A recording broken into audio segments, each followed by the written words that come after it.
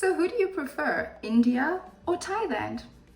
To hear what I think about each of these contestants, keep watching. I'll be analyzing both of them and doing a direct comparison. Please like this video, give it a big thumbs up, and if you haven't already, please subscribe for more pageant content. So let's go. Okay, so we're gonna start with India. Her name is Adeline Castellino. I hope I'm pronouncing her name correctly. She is 22 years old. She was born on July 24th, 1998. So she's a fire sign. She's a Leo. She was born in Kuwait City, and she's 1.69 meters tall. She has brown eyes, dark brown hair. She previously was Miss Coca-Berry Diva, and now obviously she's Miss India, and she is India's representative for Miss Universe 2020. She, just like Miss Indonesia, has been Miss India for a while. They had the competition early on in the year, so she's really had a chance to grow into her role. Just on the outside, she's very, very beautiful, of course, and what I really like about her is she's very she's like a chameleon. She can go from looking ultra glam to looking very natural, and that obviously goes very well in line with IMG's image. They like women who can be very glamorous but can also be very natural and wear little makeup and dress very simply. We see that in Zozibini, we saw that in Catriona. Like, they like someone who's a chameleon, who's very diverse, and you see that in how she presents herself. She can go from ultra glam to very, very natural, very, very ordinary, but still she's a standout because she's just so beautiful, right? And then in terms of her speaking and her communication, I think she really is great. I still would like to see more. I think with many of these contestants, I would like to see more of their personality and just more involvement in issues. And yes, you cannot model yourself on another Miss Universe.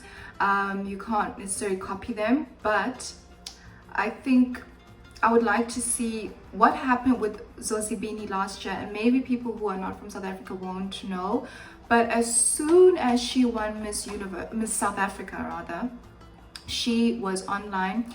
She was engaging with fans on Twitter, on Instagram. She was very active online, and she became someone who the South African public in general connected with, whereas they would not really connect. You know, South Africa pageants actually not that big. They're not as big as they are in the Philippines and in Venezuela, and a lot of people don't pay attention to pageants and don't pay attention to the winner as much unless they are into pageants, but in general they're not. But with Zozibini they were, because she was so actively engaged, speaking her mind, giving her opinion, and people could relate to her. So I'm not saying people should copy that, but I think that is a really good thing to try to emulate in a way, allow people to get to know you and be really fully engaged in social media like a real person would be, right? So I'd like to see a little bit more of that from Adeline, although I think she is very eloquent. She has great communication skills, so I think she really is going to do very well at Miss Universe. She is someone who is top 5 worthy, in my opinion. So yeah, that's what I think about Adeline. I think she is really fantastic. Okay, so now we're talking about Thailand, Amanda Obdam. I previously made a video, you can check it out, comparing her to Miss Indonesia. So she is Thai Canadian. She was born in Phuket. She's 27 years old. She is a graduate of the University of Toronto in business admin and economics. She's 1.7 meters tall, so she's just 1 centimeter taller than Miss India. So they're both on the shorter side for pageants. And what I love about pageants these days is that more and more and more, especially with Miss Universe, that doesn't really matter. They don't really care about how tall you are.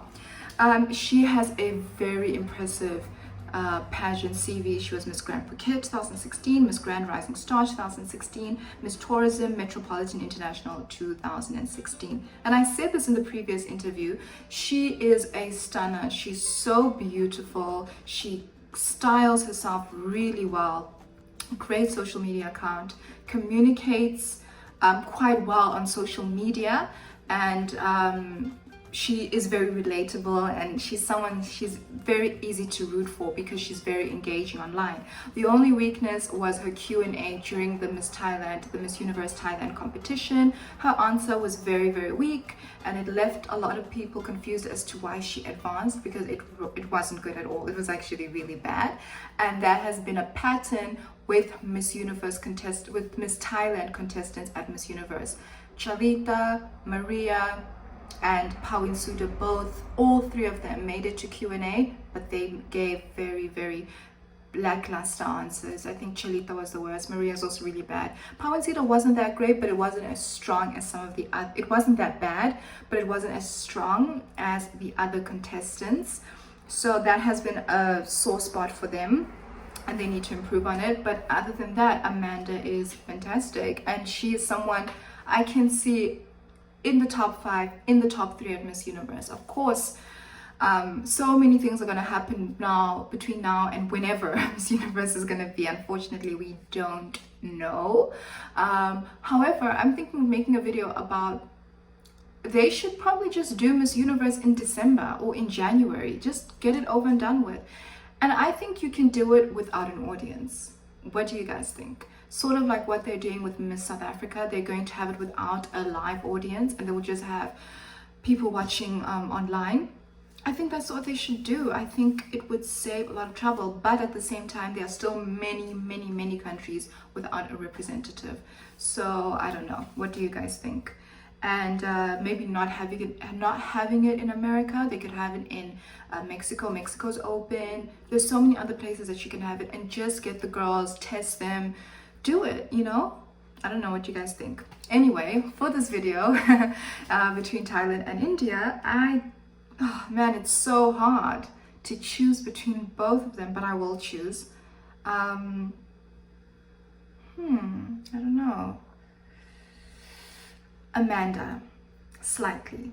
I would choose Thailand. What do you guys think? Let me know your comments. Please like and subscribe, and stay tuned for more. I will be releasing more videos, more and more, as we have more pageants, and look forward to reading your comments. Thank you so much.